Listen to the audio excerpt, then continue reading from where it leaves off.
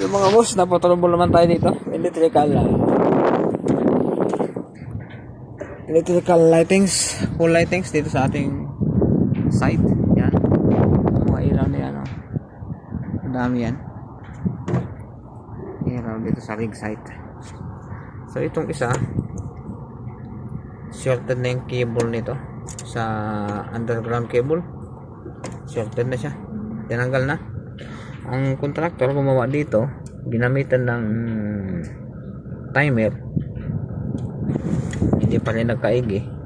So itong supply dito, yung niti conductor natin sa pinaka main, hindi siya gumagana.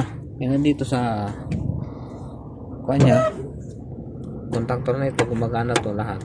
Yan.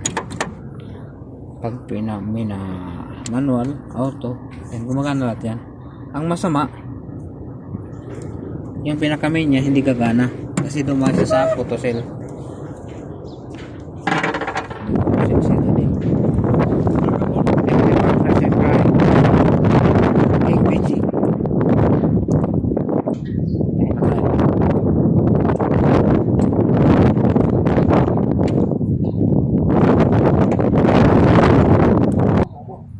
Lagyan na natin na ano, photocell. Sa pugi putusil kanina isa. Sige, testing. Wala. Mamaya pa yan. Interval yan. Akin na yung... Ayun. Palo na. Sa wakas, natapos din ang troubleshoot. Hingan ko lang. Tagumpay din. Sabi mo, hindi Umilaw yan. Matagalan ba kung ilaw kasi may igniter yan.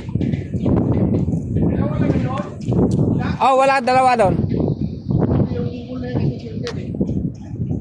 Ay, so mga boss, salamat sa tiwala, salamat sa panonood.